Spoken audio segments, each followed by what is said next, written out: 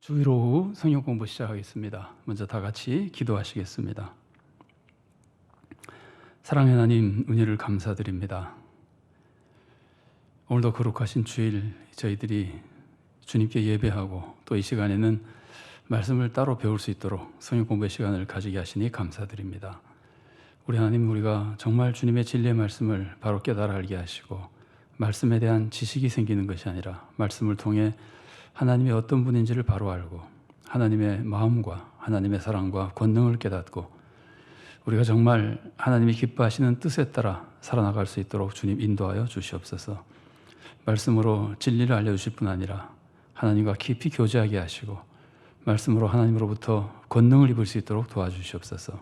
말씀을 배우는 것이 지식은 쌓이는데 그렇게 살지 못해 안타까운 사람이 되는 것이 아니라 말씀을 배우는 것이 지식을 가질 뿐 아니라 주님과 가까워지며 주님의 권능을 힘입어서 실제로 말씀대로 살아나가며 하나님을 기쁘시게 하고 하나님의 뜻을 이루어드리며 우리도 하나님의 은혜와 축복을 충만히 누릴 수 있는 말씀 시간, 성경 공부 시간이 될 수 있도록 은혜로 인도하여 주시옵소서.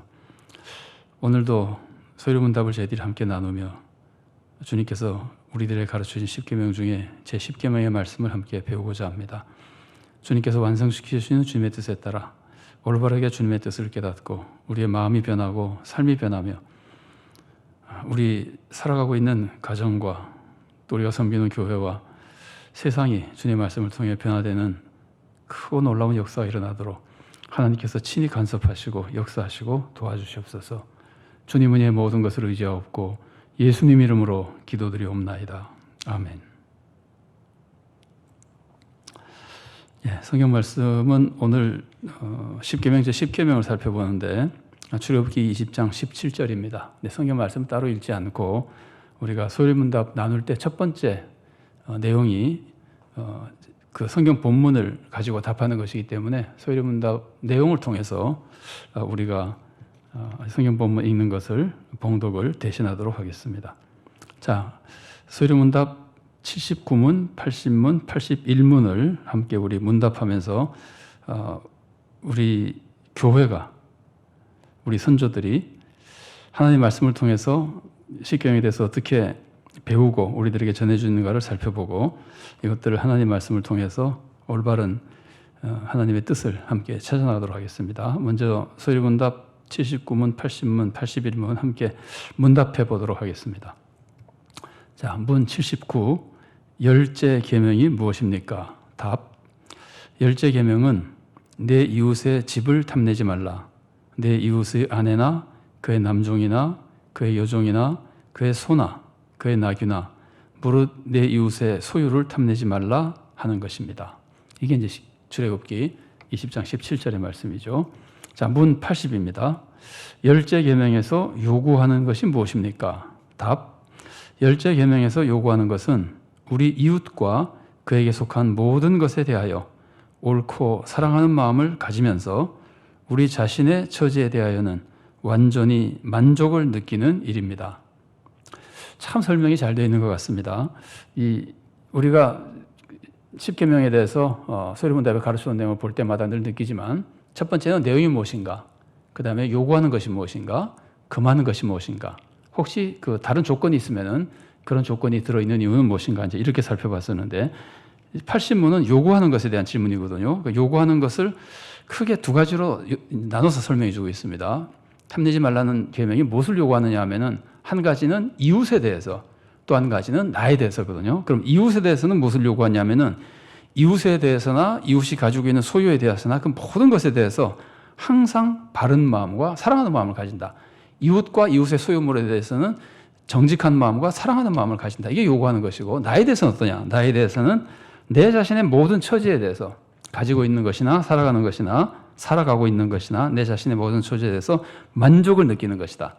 그러니까 탐내지 말라는 계명이 요구하는 것은 이웃에 대해서는 사랑하는 마음을 가지는 것이고 나에 대해서는 만족을 느끼는 것이다. 이렇게 생각하면 기본적으로 이해하는 것이라고 볼 수 있겠습니다. 자, 81문입니다.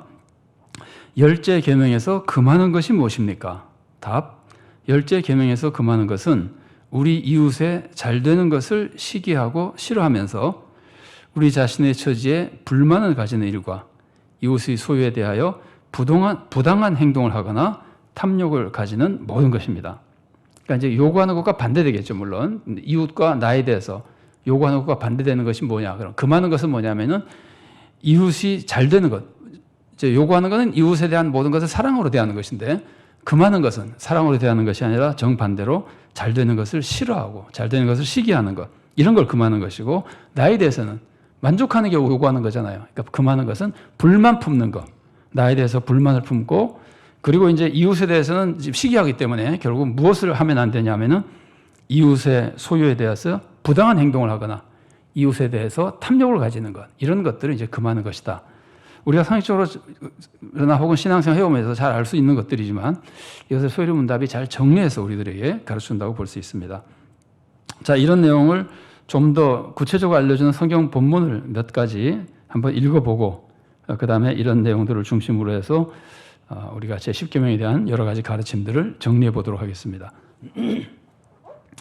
먼저 히브리서 13장 5절 말씀을 봉독해 드리겠습니다.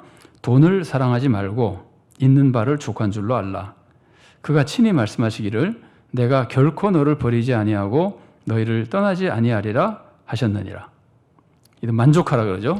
가지고 있는 것으로 만족하지 말고 욕심 부리지 말라. 돈을 사랑하며 욕심 부리지 말라. 만족하도록 돕기 위해서 어떤 말씀을 주냐면은 하나님이 우리를 사랑하시고 우리를 버리지 않고 떠나지 않고 도와주신다는 그 믿음 속에 이런 만족한 신앙생활을 하라고 이제 가르치는 것인데, 탐내지 말라는 계명을 잘 설명하는 내용이라고 볼 수 있습니다. 자, 그 다음에 빌립보서 2장 4절 말씀입니다. 각각 자기 일을 돌볼 뿐더러 또한 각각 다른 사람들의 일을 돌보아 나의 기쁨을 충만하게 하라. 자기 것만 챙기지 말고 다른 사람들도 잘 돌봐주라는 거죠. 탐내지 말라는 것에 대한, 탐내지 말라는 건 사실은 부정적인 명령이잖아요. 소극적인 명령이거든요. 이것을 적극적으로 탐내지 않는 정도가 아니라 더 나아가서 무엇을 해야 되냐 그러면은 다른 사람들을 사랑으로 대해주고, 그 방법 중에 하나가 다른 사람들의 일도 잘 돌봐주고 그가 잘 되게 해주는 거, 이런 것들이거든요. 그게 이제 빌립보서 2장 4절 말씀과 잘 통하는 교훈이라고 볼 수 있습니다. 고린도전서 10장 10절 말씀입니다. 그들 가운데 어떤 사람들이 원망하다가 멸망시키는 자에게 멸망하였나니 너희는 그들과 같이 원망하지 말라. 출애굽 사건 때 얘기거든요. 이스라엘 백성이 애굽에서 나와서 광야 생활할 때 원망하다가 많은 사람들이 죽고 망하잖아요. 그러니까 원망하지 말라는 것인데, 원망하지 않는 것이 사실은 탐내지 않는 것 안에 들어있는 겁니다. 탐욕이 있으면 원망이 생기게 되고, 탐욕이 없이 만족하게 되면 원망이 안 생기거든요. 그러니까 원망하지 말라는 교훈이 성경이 가르치는 교훈인데, 이 교훈이 넓은 의미에서는 탐내지 말라는 교훈 안에 들어있다고 볼 수 있습니다. 자, 그 다음에 갈라디아서 5장 26절 말씀입니다. 헛된 영광을 구하여 서로 노엽게 하거나 서로 투기하지 말지니라. 헛된 영광, 세상에 없어질 영광, 자기 욕심을 채우려는 영광, 이런 영광을 구하면서 서로 다투고 그리고 서로 투기하지 말라. 만족하면은 투기하지 않죠. 그런데 이제 탐심이 생기면은 투기하게 되거든요. 그래서 이 탐내지 말라는 말씀 안에는 시기하지 말라는 말씀이 들어있는데, 이런 교훈이 갈라디아서 5장 26절에도 들어있다고 볼 수 있습니다. 자, 골로새서 3장 5절 말씀 읽어보겠습니다. 그러므로 땅에 있는 지체를 죽이라. 곧 음란과 부정과 사욕과 악한 정욕과 탐심이니 탐심은 우상숭배니라. 자, 이게 땅에 있는 지체를 죽이라. 땅에 있는 땅에 있는 지체라고 하는, 여기서 지금 타락한 인간의 육적인 욕망이잖아요. 그 육적인 욕심, 타락한 욕심, 육적이라는 게 단순히 몸의 욕심이 아닙니다. 죄성을 가진 타락한 욕심을 말합니다. 그러니까 타락한 욕심을 따르는 게 육체의 일이잖아요. 그런 걸 하지 말라는 것인데, 그 중에 탐내지 말라는 말씀을 하면서 탐심이 우상숭배라고 가르칩니다. 이것이 우리들에게 굉장히 중요한 교훈입니다. 우리가 지금 탐내지 말라는 말씀을 배우는데, 탐내는 것이 우상숭배라는 것을 이해하면은 탐내지 말라는 교훈이 얼마나 중요한지 우리가 이해하는 데 큰 도움이 됩니다. 그래서 탐심은 우상숭배라고 하는 이 말씀을 우리가 제10계명을 배울 때 꼭 기억해야 될 필요가 있습니다. 그래서 몇 가지 본문을 함께 살펴봤고요. 이제 이런 본문에 나오는 여러 가지 가르침을 정리해서 우리가 소리문답에 가르치는 내용을 성경을 중심으로 살펴보도록 하겠습니다. 자, 먼저 제10계명을 이해하려면은, 탐내지 말라는 말씀을 이해하려면은 정당한 추구, 정당한 목적을 추구하는 것과 탐내는 것을 구별할 필요가 있습니다. 탐내지 말라고 한다고 해서 내가 기대하는 모든 것을 다 버리고 살아라는 것이 아니거든요. 정당한 기대나 소망은 있고 또 그에 대한 비전에 대한 열정이 있어야 되거든요. 그래서 그것을 가지는 것과 탐내는 것을 구별할 필요가 있습니다. 이 탐심이라고 하는 것은 한마디로 표현하면은 부당한 욕심입니다. 부당한 욕심. 하나님이 주신 것으로 만족하지 않고 내가 원하는 것을 채우려는 내 욕심을 채우려고 하는 욕심, 부당한 욕심. 하나님이 우리들에게 충분히 필요한 것들을 주셨는데도 불구하고 내가 내 욕심을 채우기 위해서 얻으려고 하는 이런 그 부당한 욕심. 그래서 이 부당한 욕심의 특징은요, 하나님의 영광을 위하지 않습니다. 내 영광을 위합니다. 내가 내 뜻을 이루겠다는 거예요. 그래서 이런 부당한 욕심이 결국 탐심을 이루게 되고, 그 다음에 탐심, 부당한 욕심의 특징은 하나님을 사랑하지 않습니다. 하나님의 영광을 추구하지 않고 하나님을 사랑하지 않습니다. 하나님을 사랑하지 않고 무엇을 사랑하냐면은 다른 것을 대신 사랑하는 겁니다. 물론 100% 하나님 대신 다른 걸 사랑할 수도 있고, 하나님을 사랑한다 그러면서 일부는 다른 것을 사랑할 수도 있고, 나중에 좀 더 살펴보겠습니다. 이제 이런 것들. 하나님 사랑이 없어서 하나님 대신 다른 것을 사랑하고 그것을 얻으려 그러거든요. 사랑하고 얻으려 그럴 때 이게 우상숭배입니다. 그리고 이것이 탐심인 겁니다. 그러니까 이게 부당한 욕심.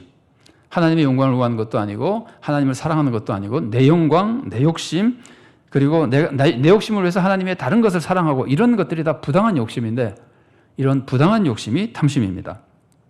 그러면 부당한 욕심이 아닌 건 뭘까? 하나님의 목적을 추구하는 열정이 있잖아요. 이제 우리가 욕심이라는 단어를 잘 쓰지 않는데, 욕심은 이제 나쁜 의미를 가지고 있기 때문에 하나님의 영광을 추구하는 열정이 사람들이 보기에는 무언가 하려고 하는 거니까 욕심처럼 보이는데, 욕심이라 그러지 않습니다. 이거는 부당한 것이 아니라 하나님의 영광을 사모하는 것이기 때문에 그렇습니다. 그래서 하나님의 영광을 추구하는 것, 하나님의 영광을 이루고자 하는 것, 하나님 사랑에서 나오는 거죠. 하나님 사랑, 하나님 영광, 이런 것들은 부당한 욕심이 아닙니다. 탐심이 아닙니다. 그런 열정을 가지고 그를 이루기 위해서 최선의 노력을 다하는 것, 이런 건 우리가 꼭 갖춰야 될 올바른 신앙생활의 모습입니다. 다만 조심해야 될 것은 하나님의 영광을 위해서 하는 일과 똑같은 일을 해도 그 마음이 하나님 영광 추구에 있지 않고 내 명예 추구에 있으면 탐심입니다. 자, 이제 예를 들어 봅시다. 전도를 한다 그럽시다. 전도는 하나님의 영광, 이웃의 구원, 하나님의 뜻을 위해서 하는 거잖아요. 전도는 정말 하나님을 사랑하고 하나님 구원을 통해서 하나님을 영화롭게 하고 이웃을 사랑해서 이웃을 구원하고 이런 목적으로 전도를 하고 열심히 전도할 마음을 품고 하는 것은 굉장히 귀한 일이거든요. 그런데 똑같이 전도를 해도 내 마음에 내가 전도 왕이 되어야지, 내가 전도를 많이 해가지고 사람들로부터 인정받고 교회에서 무슨 뭐 자리를 차지하지, 이런 욕심이 섞여 있으면은 그 욕심은 탐심이라는 말이에요. 그래서 결국 중요한 것은 마음의 문제인데, 하나님의 영광을 추구하느냐, 내 뜻을 추구하느냐, 하나님을 사랑하느냐, 하나님이 아닌 다른 것을 얻기 위해서 그러느냐 하는 그것이 중요한 겁니다. 그래서 올바른 목적을 추구하는 열정이나 기대나 비전, 이런 거는 절대로 탐심이 아닙니다. 그래서 이걸 구별할 필요가 있습니다. 자, 그 다음에 제10계명을 이해하려면은 하나님은 외모가 아니라 중심을 보신다는 것을 꼭 알아야 됩니다. 그러니까 하나님께 중요한 것은 마음, 동기, 이런 거란 말이에요. 제가 조금 전에 전도 얘기를 했지만 똑같은 전도 행위를 해도 동기가 무엇이냐에 따라서 하나님이 기뻐하시는 사랑의 순종, 헌신이 되기도 하고 하나님이 싫어하시는 탐심이 되기도 하잖아요. 그러니까 마음이 중요하다는 거예요. 외모가 아니에요. 어떤 일을 했느냐가 아니라 어떤 마음으로 했느냐가 중요한 겁니다. 그러니까 탐심 자체가 마음에 대한 교훈이고 탐내지 말라는 말씀 자체가. 그래서 이걸 우리가 잘 이해하고 살펴볼 필요가 있습니다. 그러면 결국 마음이 중요한데 하나님이 원하시는 마음은 뭘까요? 하나님이 원하시는 마음. 하나님이 원하시는 마음은 우리가 신앙생활에서 가장 많이 쓰는 것이 믿음, 소망, 사랑이잖아요. 하나님이 원하시는 마음도 이런 것이라고 볼 수 있습니다. 하나님을 믿는 마음, 하나님께 기대하고 소망을 가지는 마음, 그리고 하나님을 사랑하는 마음, 이제 거기 포함돼서 중요한 또 이웃을 사랑하는 마음, 이렇게 믿음, 소망, 사랑, 하나님을 믿고 하나님께 소망을 가지고, 사실은 믿음과 소망은 뭐 거의 이렇게 연결되어 있어서 믿음이라고 표현할 수도 있습니다. 왜냐하면 믿는 것이 전부 소망을 믿는 것이기 때문에 그렇습니다. 자, 그 다음에 하나님 사랑, 이웃 사랑, 이런 것들이 하나님이 원하시는 겁니다. 우리가 탐내지 않기 위해서는 나에 대해서 불만하지 말아야 되는데, 소망을 가지고 있으면 불만하지 않습니다. 이미 받아도 불만하지 않지만 받을 것이라는 소망이 확실해도 불만하지 않습니다. 그래서 믿음과 소망, 사랑, 이런 것들이 하나님이 기뻐하시는 마음이고, 이것과 반대되는 것이 하나님이 싫어하시는 탐심의 마음입니다. 자, 보겠습니다. 그러면 하나님에 대한 믿음, 하나님의 믿음은 도대체 무엇을 의미하는가? 하나님에 대한 믿음은 하나님의 사랑을 믿는 것이고 하나님의 능력을 믿는 겁니다. 하나님의 사랑과 능력을 전적으로 믿는다 그러면은 하나님이 나에게 무엇을 주시든 불평이 생길 수가 없잖아요. 하나님이 나를 사랑해서 주신 거니까 나에게 좋은 것을 주셨을 것이고, 하나님은 전능하신 분인데 이것을 주셨으니까 이게 나한테 가장 좋은 것일 것이고, 그러니까 하나님의 사랑과 능력을 믿으면은 내 형편이나 내 처지에 대해서 불평이 생기지 않습니다. 그리고 하나님이 나를 항상 돌봐주신다고 하는 소망, 하나님이 나를 늘 지켜주시고 돌봐주신다는 이 소망을 믿으면은 염려가 생기지 않습니다. 여러분, 염려가 왜 생깁니까? 앞으로 뭐가 잘 안 될까 봐 염려가 생기는 거거든요. 근데 소망은 뭡니까? 소망은 앞으로 하나님이 나에게 계속 잘해 주실 것이라는 것을 믿는 거거든요. 영생에서 구원은 물론이거니와 이 세상에서도 필요한 것을 공급해 주시고 지켜주시고 돌봐주실 것이라는 것을 믿는 게 소망을 믿는 거거든요. 그러면 염려가 없어지잖아요. 불만, 염려 이런 게 없거든요. 그래서 전혀 탐욕이 안 생기는 겁니다. 무엇을 미리 챙겨야 된다는 욕심이 안 생기는 겁니다. 내가 꼭 이거 얻어야 된다는 생각이 안 생기는 겁니다. 하나님의 사랑과 능력을 믿으면은. 그래서 평안을 얻고 탐욕이 없어지는 겁니다. 반대로 생각해 보세요. 불만이 생기면 이제 탐욕이 있다는 뜻인데, 불만이 왜 생깁니까? 불만은 안 주셨다고 생각하기 때문에 불만하는 거거든요. 하나님이 왜 이걸 나를 왜 안 주셨지? 그러면은 불만이 생기거든요. 이 안 주셨다고 생각하는 거는 내가 원하는 걸 받아야 된다는 생각이 있다는 거예요. 하나님이 주신 것으로 만족하지 않고 나는 이걸 꼭 받아야 되는데 하나님이 안 주셨다고 생각하는 거거든요. 그러니까 내가 꼭 받아야 되겠다고 하는 탐욕이 있는 것이고, 이것이 결국은 부당한 욕심이에요. 하나님이 주신 것으로 만족하지 않고 꼭 내 뜻대로 받아야 되겠다고 하는 부당한 욕심. 그러니까 탐심이죠. 그러니까 불만은 결국은 탐심과 연결되어 있는 겁니다. 염려는 왜 합니까? 하나님이 안 주실까 봐 염려하는 거거든요. 하나님이 안 주실까 봐 염려하는 것도 나는 꼭 그때 그것을 받아야 된다. 만일 나는 모레까지 꼭 그것을 받아야 된다는 내 욕심이 있으면은, 하나님을 신뢰하면은 하나님이 그때까지 가장 좋은 걸 주실 것이다. 그러면 염려할 필요가 없잖아요. 근데 꼭 내가 그걸 받아야 된다는 내 욕심이 있으면은 염려하게 되거든요. 그러면은 그 부당한 욕심을 품고 있기 때문에, 하나님을 신뢰하지 않고 부당한 욕심을 품고 있기 때문에 그게 탐심인 겁니다. 불만, 염려 이런 것들이 다 하나님을 믿지 못하고 하나님의 앞으로 해주실 하나님에 대한 소망을 믿지 못하고 거기 때문에 생기는 잘못된 욕심으로 이루어지는 것이고, 그게 탐심인 겁니다. 반대로 믿음이 있으면은, 하나님에 대한 철저한 신뢰가 있으면은 꼭 내 뜻대로 받아야 된다는 생각이 없습니다. 하나님이 가장 좋은 걸 주실 테니까 그냥 주시는 대로 기쁨으로 받게 되는 겁니다. 탐욕도 안 생기죠. 염려도 안 생기죠. 불만도 안 생기죠. 그래서 기쁨 속에 전혀 탐내지 않는 삶을 살아가고 있는 겁니다. 그럼 원하는 게 있을 때는 어떨까요? 원하는 게 있을 때는 불안해하는 것이 아니라 하나님을 신뢰하고 하나님께 기도하는 겁니다. 원하는 게 있으면은, 원하는 게 없는 건 아닙니다. 원하는 게 있습니다. 원하는 게 있으니까 소망이 있는 거 아니에요. 그러니까 우리는 다 소망을 가지고 있는 사람들이잖아요. 당연히 원하는 게 있어요. 그런데 원하는 게 있을 때마다 불평과 불만과 염려 속에 탐심을 가지고 괴로워하고 하나님이 싫어하는 삶을 사는 것이 아니라, 소망이 있을 때마다, 원하는 것이 있을 때마다 그냥 기도하는 겁니다. 하나님을 믿고 감사하며 기도하는 겁니다. 자, 제가 성경 말씀 한번 읽어드리겠습니다. 빌립보서 4장 6절 말씀입니다. 아무것도 염려하지 말고 다만 모든 일에 기도와 간구로 너희 구할 것을 감사함으로 하나님께 아뢰라. 정말 귀한 말씀이죠. 염려할 필요 없죠. 항상 감사하죠. 필요한 거는 간구하고 기도하죠. 그러면 하나님이 평강을 주시고 응답해 주시고 하나님의 선하신 뜻을 이루어 주시거든요. 그러니까 탐심이 없이 소망하며 살아나가는 것이 이런 모습이 되는 겁니다. 자, 그 다음에 하나님에 대한 믿음, 또 하나님에 대한 사랑 보세요. 조금 전에 살펴본 건 하나님에 대한 믿음과 하나님에 대한 소망이라면은, 이제는 하나님에 대한 사랑을 보세요. 하나님을 사랑하면은 하나님의 뜻을 다 기쁘게 받아들일 거 아니에요. 하나님을 사랑하니까, 하나님의 뜻대로 되기만 원하니까, 하나님의 뜻대로 되기를 원하기 때문에 하나님의 뜻은 다 받아들이고 불만은 없어집니다. 당연히 탐욕이 없는 거죠. 다 기쁘게 받아들이니까 불만이나 탐욕이 없는 거죠. 그러니까 하나님을 믿고 소망해도 탐욕이 안 생기는 것이고, 하나님을 사랑해도 탐욕이 안 생깁니다. 그 다음에 이웃 사랑을 보세요. 이웃을 사랑하면은 이웃이 잘 되는 걸 원하잖아요. 이웃을 사랑하니까 이웃의 유익을 추구하죠. 이웃이 잘 될 때 이웃을 사랑하면 시기합니까? 시기하지 않습니다. 사랑은 시기하지 않잖아요. 그래서 이웃이 잘 되는 것을 보고 기뻐하고 시기하지 않고, 이웃의 것을 뺏을 마음이 없습니다. 이웃의 것을 내가 부당하게 얻을 마음이 없습니다. 그러니까 탐욕이 전혀 없는 겁니다. 여러분, 이제 여기서 이런 걸 좀 생각해 볼 수 있습니다. 이웃이 뭘 가지고 있잖아요. 내가 그것을 가지고 싶을 수는 있어요. 내가 이웃이 만일에 난 차가 없는데 이웃이 차를 가지고 있다 그러면 내가 차를 가지고 싶을 수는 있어요. 그런데 내가 그 이웃의 차를 뺏으려고 그러면 탐심이에요. 아니면은 나는 차가 필요 없는데도 이웃이 가지고 있으니까 경쟁심이나 시기심 때문에 나도 차가 있어야 되겠다 그러면 탐심이에요. 그런데 이웃이 차를 가지고 일을 잘하는 것을 보고 나도 차가 있어서 일을 잘했으면 좋겠다. 그러면 이웃이 차를 가지고 있는 건 나도 기뻐하고 사랑하고 감사하고, 다만 나도 차를 가지고 더 열심히 더 효율적으로 일을 잘했으면 좋겠다 그러면 기도하면 되는 거예요. 그러니까 탐심이 아니에요. 이웃의 것을 뺏으려고 하거나 이웃과 경쟁해서 내가 이기려고 하거나 이런 소망이 아니고, 그것을 보고 내가 영감을 받은 거예요. 나는 그동안에 그냥 이렇게 살았는데 그것을 보니까 저게 나도 있으면 더 좋은 것이겠구나 라는 영감을 받으면 기도 제목이 생기는 거예요. 감사하며 기도하고 하나님 주시면 받아 쓰면 되는 거예요. 그러니까 이건 탐심이 아닙니다. 이걸 우리가 잘 구별해야 되는데 결국은 중요한 건 마음입니다.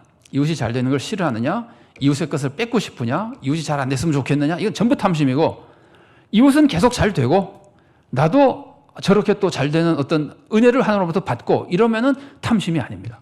하나님의 축복을 사모하는 정당한 소망입니다. 그래서 이제 이웃을 사랑하면은 절대로 탐심이 생기지 않습니다. 근데 이웃을 사랑하는 마음이 없을 경우에는 잘 되면 시기하게 되고, 그 다음에는 이웃에게 이기고 싶어지고, 이웃의 걸 막 가로채고 싶고 뺏고 싶어지고, 이런 모든 것이 탐심인 겁니다. 그러니까 탐심을 극복하는, 이제 곧 살펴보겠습니다만, 하나님이 기뻐하시는 마음은 믿음과 소망과 사랑, 하나님 사랑, 이웃 사랑 이런 것들이고, 이런 것은 저절로 탐심이 생기지 않는 모습들을 우리들에게 알려주고 있는, 이것이 없는 것, 그것이 우리들에게 결국은 탐심을 일으키는 모습이 되는 겁니다. 이 탐욕이라고 하는 것은요, 모든 죄의 근원이라고 할 수 있습니다. 잘 하시는 말씀이죠. 야고보서 1장 14절과 15절 말씀을 제가 봉독해 드리겠습니다. 오직 각 사람이 시험을 받는 것은 자기 욕심에 끌려 미혹됨이니, 욕심이 잉태한 즉 죄를 낳고, 죄가 장성한 즉 사망을 낳느니라. 그러니까 욕심이 죄를 낳잖아요. 탐욕이 욕심이잖아요.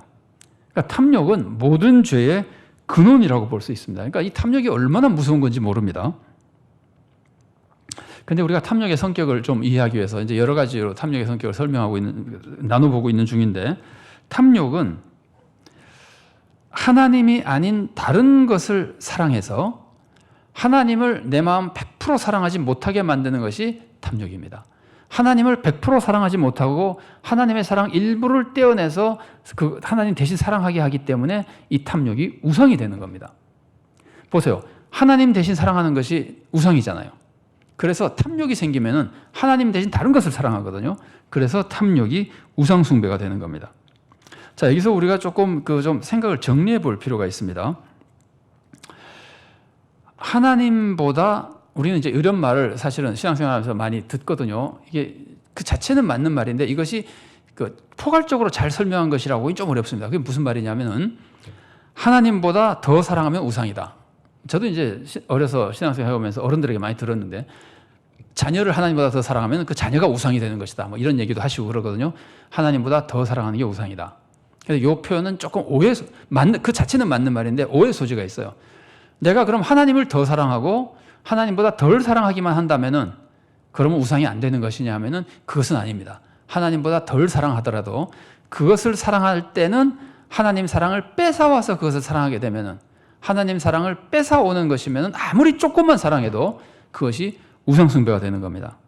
자, 이렇게 생각할 수 있습니다. 이제 예를 들어서 이제 1년이 52주잖아요. 그럼 우리가 하나님을 사랑할 때 52주 내내 사랑해야 되잖아요. 근데 만약 어떤 사람이 내가 하나님을 훨씬 더 많이 사랑하기 때문에 나는 51주는 하나님을 사랑하고 계속 하나님께 예배를 드리겠지만 한 주만큼은 내가 다른 것을 사랑해서 다른 것과 좀 교제하는 시간을 가져야 되겠다. 그래서 51주는 하나님을 사랑하고 그중에 한 주간은 다른 데 가서 다른 종교에 참여한다든지 다른 데 가서 돈 버는 일을 한다든지, 그러면은 51주만큼 무려 50배 이상 하나님을 사랑했으니까 약간 다른 걸 사랑하는 것은 우상숭배 아닌 겁니까? 우상숭배인 거죠. 한 주 우상숭배도 우상숭배하는 겁니다. 그래서 하나님 사랑을 뺏어오면 안 되는 겁니다. 52주 다 하나님을 사랑하며 하나님을 사랑하는 마음 속에서 하나님의 뜻이기 때문에 일도 하고 게임도 하고 이런 것들은 전혀 우상숭배가 아닙니다. 그러나 하나님 사랑을 뺏어오는 것은 아무리 조금만 뺏어와도 내 마음 말하는 겁니다. 내 마음이 하나님 대신에 하나님을 대신해서 조금이라도 사랑하고 추구하고 이런 게 있으면은 그건 우상이 되는 겁니다. 그게 탐욕이거든요. 하나님이 주신 것으로 만족하지 않고 하나님이 아닌 것을 가지고 뭘 얻어보려고 하는 거. 이게 탐욕이고 우상숭배인데, 탐욕은 조금만 있어도 우상숭배입니다. 탐욕이 뭐 많아야만 우상숭배 되는 것이 아닙니다. 자, 그 다음에 우리가 탐욕에 대해서 좀 기억할 필요가 있습니다. 그게 뭐냐면요, 탐욕은 눈에 보이는 죄가 아니고 마음의 죄예요. 뻔하죠. 제가 왜 이 말씀을 지금 나누냐면은 탐욕은 마음의 죄이기 때문에 세상에서 처벌받지 않습니다. 세상에서 내가 아무리 속으로 다른 사람 걸 뺏고 싶은 마음을 가지고 있어도 내가 그 생각하고 있는 거 가지고 세상에서 처벌하지 못합니다. 모르니까, 남의 마음이니까 몰라서 처벌할 수 없습니다.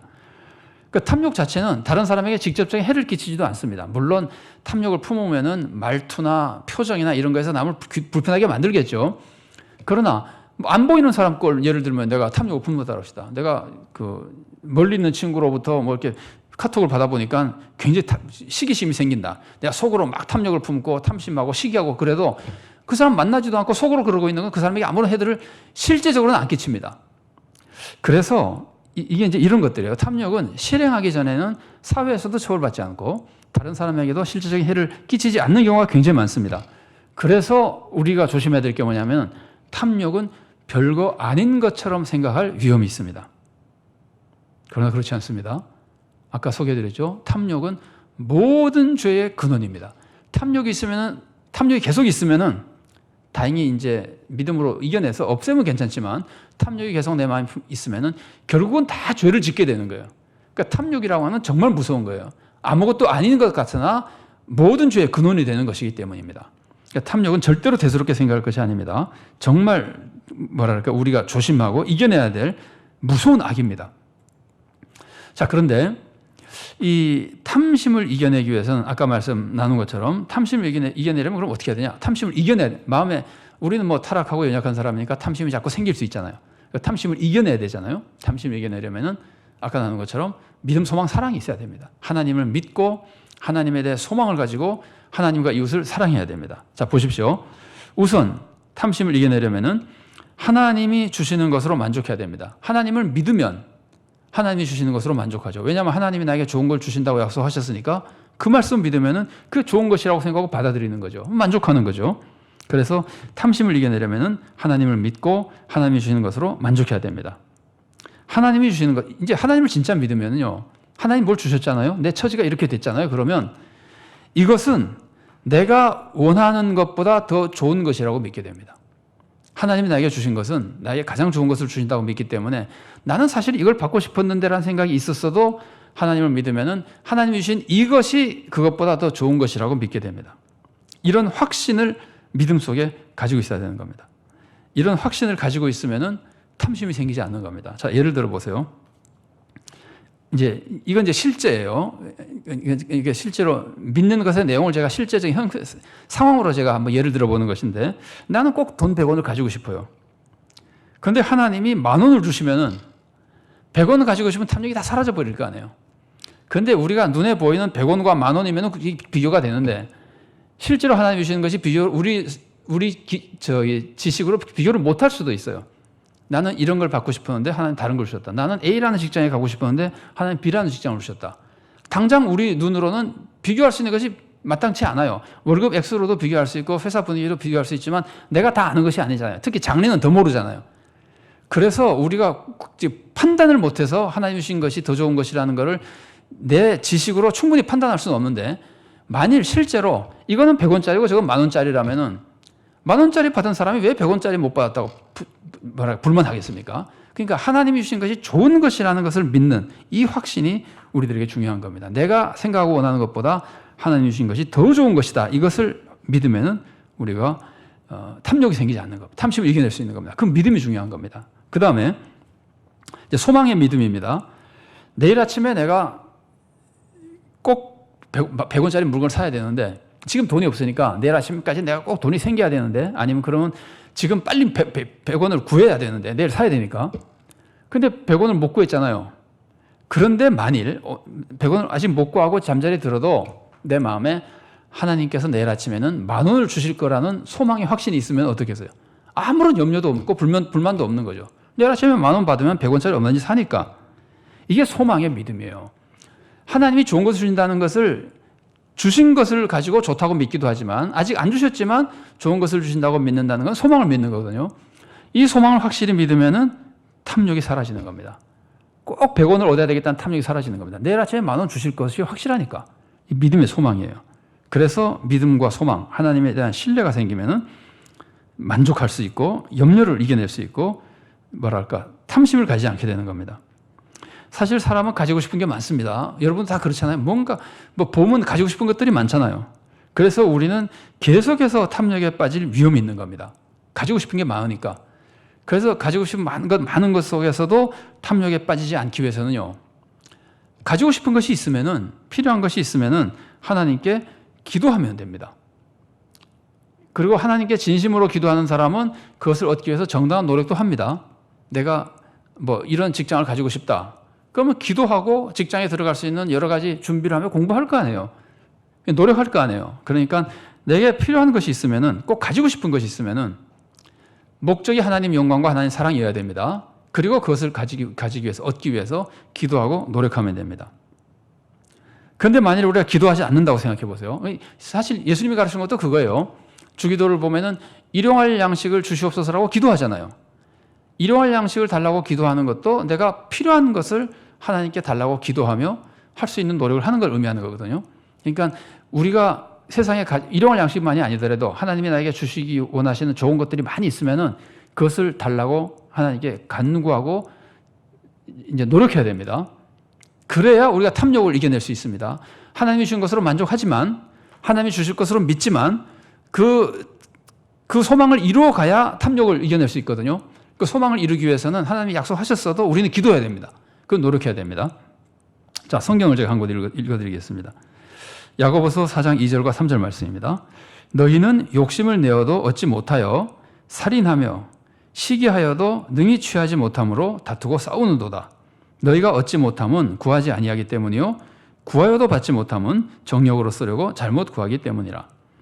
자, 우리가 얻고 싶은데 얻지 못하면은 불만이 생길 수 있다는 말이에요.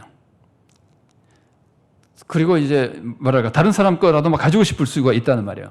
하나님이 주고 싶어 하시는 거, 하나님이 이제 뜻이 안 맞는 건 아니고, 전제는 처음에 말씀드린 걸 다 전제로 합니다. 하나님 사랑, 하나님의 영광, 하나님의 뜻에 맞는 것.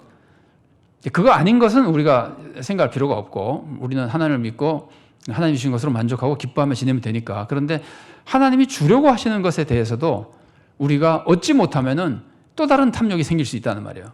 그러니까 하나님이 주려고 하는 건 받아야 되잖아요. 그래야 탐욕을 이겨내고 더 능력 있게 이제 가치 있는 삶을 살 수 있거든요. 그래서 우리가 얻기 위할 때는 기도해야 된다는 거예요. 기도하지 않아서 얻지 못해도 탐욕 생기니까 이건 참 비참한 일이죠. 기도하면 주실 텐데도 기도하지 않아서 얻지 못하고 탐심을 가지고 불평하고 살면 얼마나 비참합니까? 기도하면 될 텐데. 그래서 기도해서 얻어서 또 노력하며 주님의 은혜 안에 얻어서 더 보람된 삶을 살아나가면 탐욕을 이겨내는 굉장히 중요한 길이 되는 겁니다. 다만 기도해도 얻지 못하는 것이 있다면 하나님의 뜻을 되새겨보고 하나님이 이것을 나에게 안 주는 것이 하나님의 뜻인가라고 깨달으면 그것으로 또 만족하면 탐욕은 사라지는 거죠. 자, 그 다음에요. 노력하지 않아서 얻지 못해도 우린 탐심이 생길 위험이 있습니다. 노력하면 될 것을 노력을 하지 않아가지고 얻지 못하고는 속으로 불평불만만 하고, 다른 사람이 노력해서 얻은 것을 자기도 노력하고 얻으면 될 거를 노력해서 얻지는 않고 남을 비판하고 미워하고 시기하면 그거 정말 어리석은 짓이잖아요.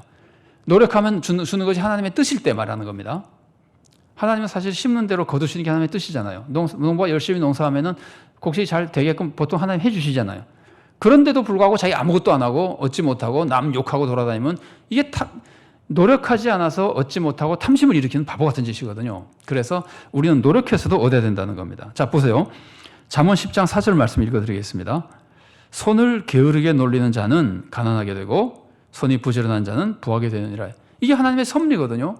하나님이 그런 축복을 다 약속하고 계시고 주려고 하고 계시는데 자기가 게을러서 얻지 못하고 얻은 사람 보고 비난하고 이러면은 정말 비참한 탐심이라는 말이죠. 그래서 우리가 탐심을 이기기 위해서는 믿음으로 만족하고 소망하는 것도 굉장히 중요하지만 하나님이 주시려고 하는 것은 소망 속에 기도하는 것도 중요합니다. 기도하고 노력하는 것도 중요합니다. 그래서 얻을 수 있는 것은 얻을 때 탐심도 이겨낼 수 있고 불만도 이겨낼 수 있고 더 크게 하나님을 섬기는 일을 할 수 있는 겁니다. 그래서 제가 처음에 말씀드릴 때 올바른 비전을 가지는 것과 탐심을 구별해야 된다 그러잖아요. 이것을 잘 구별해서 해야 될 것은 정말 열심히 노력하고 기도해야 됩니다.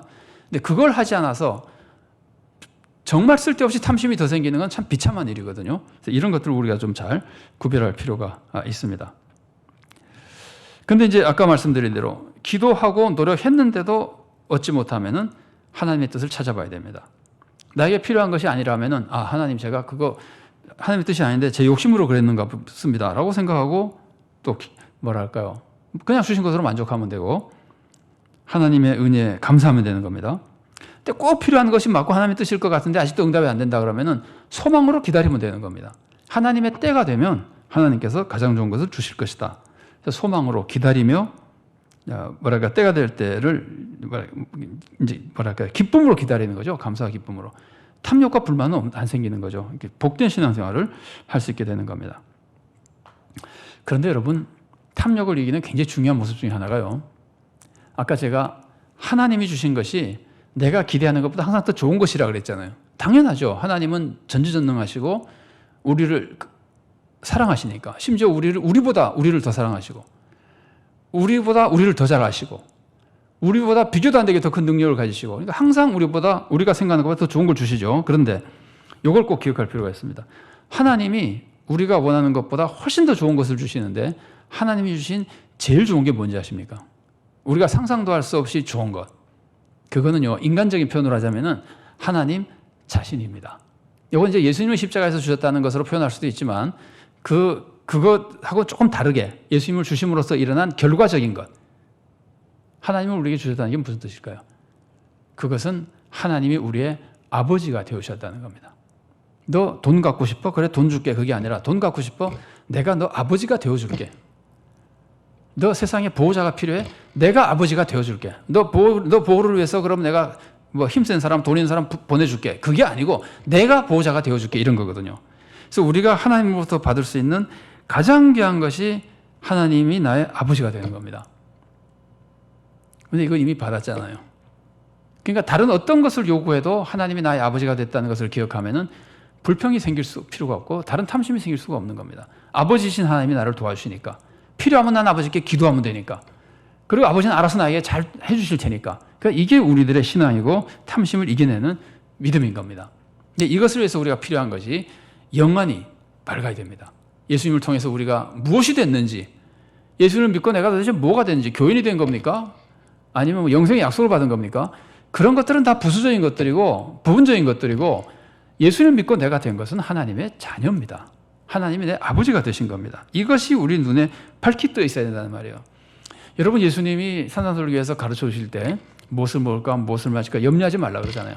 꽃을 봐라. 하나님이 꽃도 보살펴 주는데 너 안 보살펴 주겠느냐. 공중의 새를 봐라. 하나님이 새도 먹여주시는데 너 안 먹여주시겠느냐. 이 배경 안에 뭐가 있는 거예요? 하나님이 내 아버지라는 게 들어있잖아요. 하나님이 무엇을 주느냐 안 주느냐 그게 중요한 것이 아닙니다. 하나님이 내 아버지라는 게 중요한 겁니다. 그러면 모든 것에서 평안을 누릴 수 있고 불만이 사라질 수 있는 겁니다. 이걸 보라는 거예요. 하나님이 너희 아버지다. 그리고 이제 구체적인 것 중에, 예를 들면 산상설교에 보면 좀 구체적인 것이, 하나님은 너에게 영생을 주실 것이다. 천국에 엄청난 보화가 있는 것이다. 그냥 그 보화라는 게 우리가 이해하기 위해서 보화지, 뭐 천국에 무슨 뭐 금은 보석이 있는 게 중요합니까? 영생과 말할 수 없는 평강과 축복이 있는 건데, 그러니까 천국에 엄청난 축복이 약속된 그걸 볼 수 있어야 된다는 거예요. 하나님의 자녀로 하나님이 우리를 늘 보살펴 주시는 걸 볼 수 있어야 된다는 거예요. 그러니까 하나님은 이미 우리들에게 우리가 요구하는 어떤 것보다도 더 귀한 그 모든 것을 다 이룰 수 있는 하나님 자신을 우리들에게 아버지로 주신 겁니다. 그래서 영안이 얼마나 중요한 건가를 가르치는 성경 말씀을 제가 봉독해 보겠습니다. 마태복음 6장 22절 말씀입니다. 눈은 몸의 등불이니 그러므로 내 눈이 성하면 온 몸이 밝을 것이요. 이 말씀은요, 마태복음 6장에서 무엇을 먹을까 무엇을 마실까 염려하지 말라는 말씀이나, 그 다음에 또 재물을 땅에다 쌓아두지 말고 하늘에 쌓아두라는 말씀, 이런 말씀을 다 하신 다음에 주신 말씀이에요.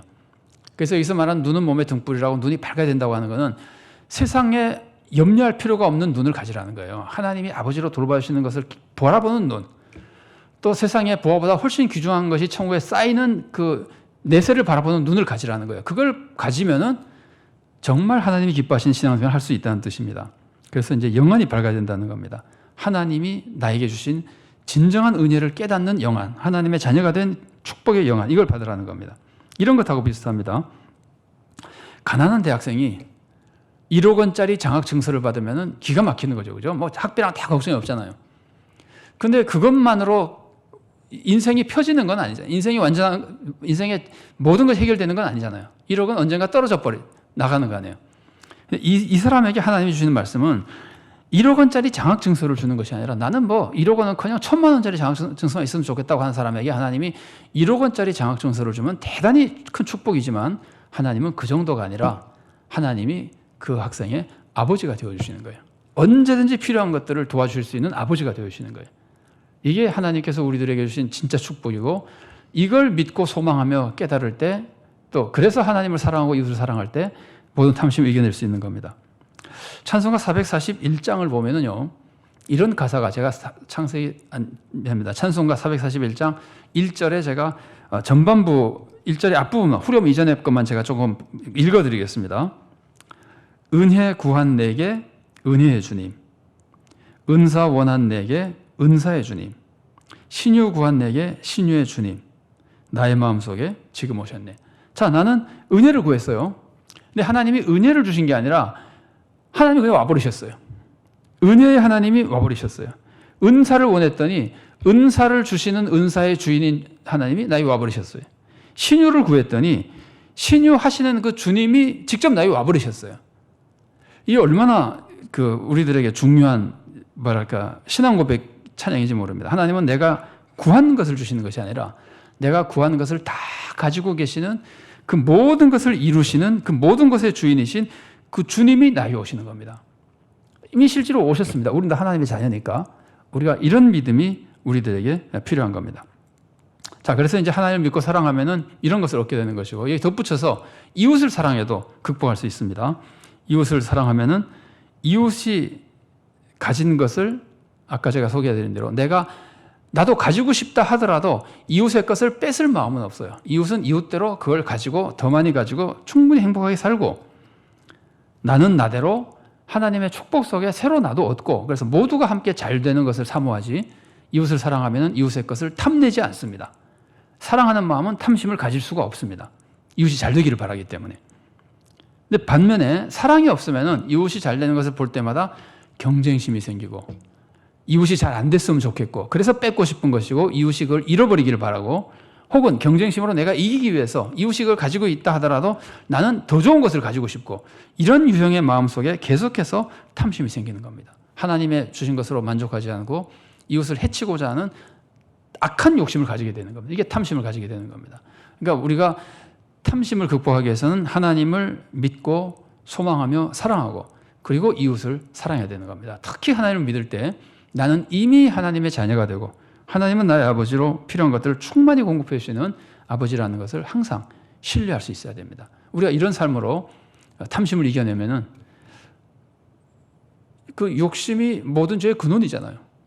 모든 죄를 이겨내고 극복해 나갈 수 있는, 이제 완전하게 우리가 탐심을 버리지 못하고 완전하게 죄를 짓지 않지는 못하겠어도 그만큼 훌륭한 성도로 살아나갈 수 있게 되는 겁니다.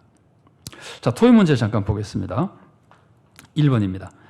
내가 지금 가장 얻고 싶은 것을 5가지 말씀해 주십시오. 내가 가장 얻고 싶은 거 한번 찾아보세요. 말씀해 주시고, 그 다음에 그것이 내가 좋은 목적을 위한 것인가 한번 생각해 보십시오.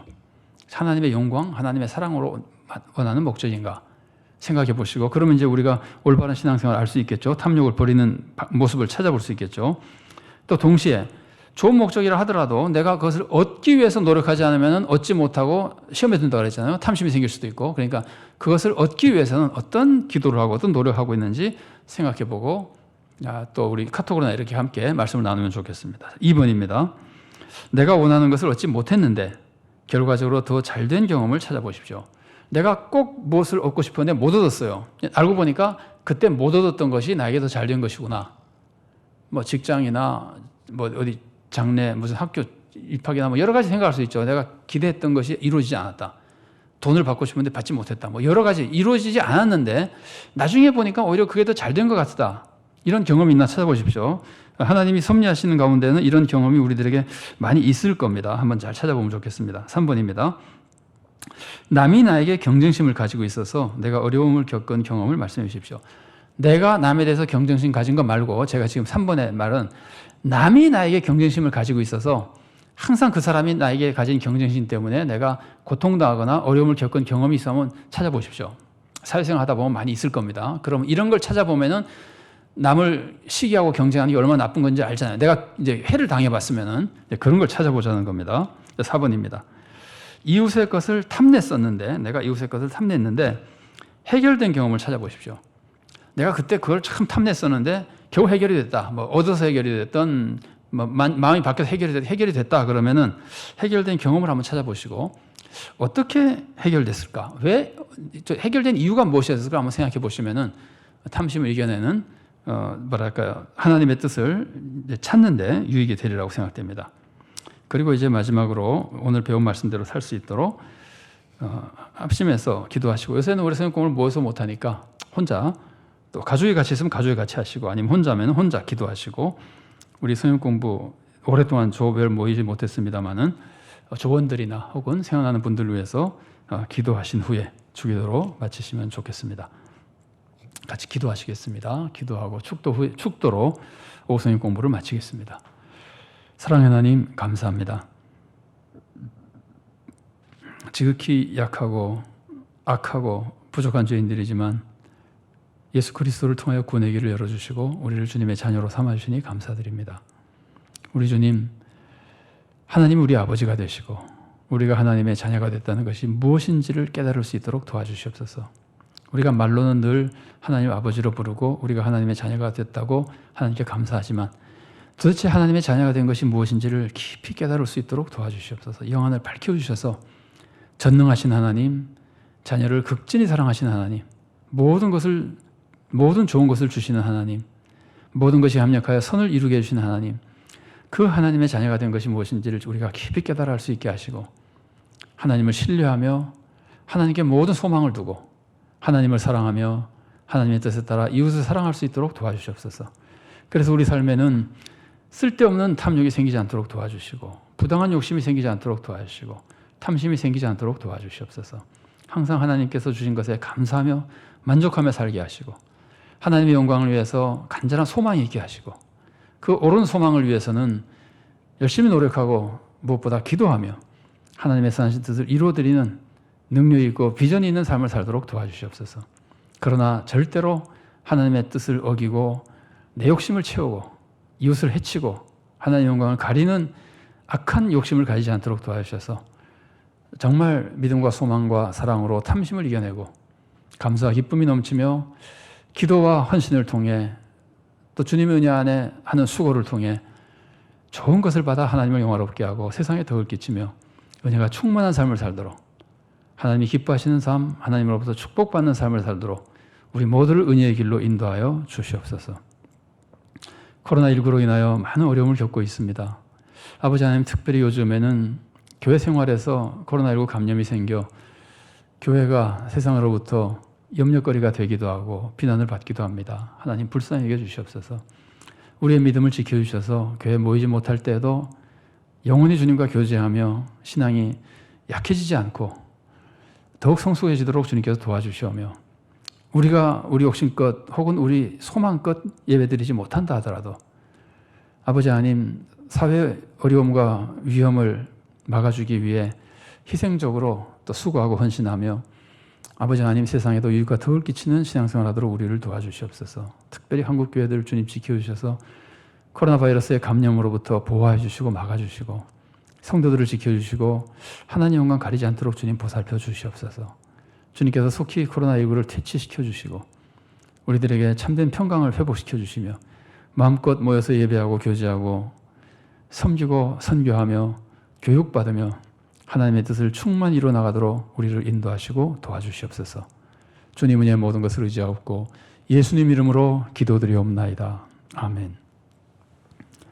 주 예수 그리스도의 은혜와 하나님의 사랑과 성령의 교통하심이, 하나님이 나의 아버지가 되시고 나를 사랑하시며 모든 것이 합력하여 선을 이루게 하신다는 것을 굳게 믿어 감사와 기쁨과 평안이 충만하여 세상의 어떤 것에 대해서도 탐욕을 품지 않고 오히려 올바른 비전을 가지고 기도하고 노력하며 하나님의 은혜를 받아 더 크게 하나님을 섬기고 세상을 섬기며 좋은 열매가 풍성한 삶을 살기를 사모하는 사랑하는 주님의 귀한 모든 자녀들 머리 위에, 그들의 가정과 하는 모든 사역들 위에, 주님께서 세우신 서울산정연 교회 위에, 그리고 한국 교회와 이 나라 이 민족 위에 지금부터 영원까지 함께 계시기를 간절히 축원하옵나이다.